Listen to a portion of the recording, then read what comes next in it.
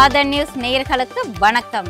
நான் கவிபாரதி. தலைப்புச் செய்திகளை காணலாம். நீலகிரி மாவட்டத்தில் அமல்படுத்தப்பட்டிருக்கும் இ-பாஸ் நடைமுறை மறு ஆய்வு செய்ய கோரி தமிழக அரசு தொடுத்த வழக்கில் சென்னை உயர்நீதிமன்றம் இன்று விசாரணை.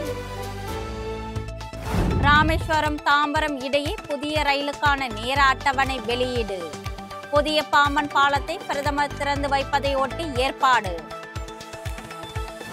அரசு பேருந்துகளுக்கான டிக்கெட்களை இ-சேவை மூலம் முன்பதிவு செய்யும் வசதி விரைவில் அமலுக்கு வரும் என போக்குவரத்து கழகம் அறிவிப்பு. சென்னையில் ரசாயனம் கலந்த தர்பூசணி பழங்கள் விற்பனை செய்யப்படவில்லை.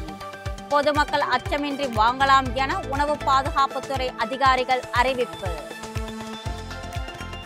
தமிழகத்தில் +2 பொதுத் தேர்வு விடைத்தாள் மதிப்பீடு பணிகள் இன்று தொடக்கம்.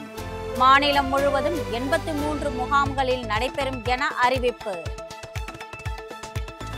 ஏலகிரி அருகே 80 அடி ஆழக்கிணற்றில் தவறி விழுந்த புள்ளிமான் உயிருடன் மீட்டு வனத்துறையிடம் ஒப்படைத்த தீயணைப்பு மற்றும் மீட்புக் குழுவினர். நாகர்கோவில் பகுதியில் கனமழையின் போது மின்னல் தாக்கி பற்றி எரிந்த தென்னை மரம். சமூக வலைதளங்களில் வைரலாகும் வீடியோ. மக்களவையை தொடர்ந்து மாநிலங்களவையிலும் வக்ஃப் சட்ட திருத்த மசோதா நிறைவேற்றம். இன்று அதிகாலை வரை சுமார் 12 மணி நேரம் நீடித்த விவாதம்.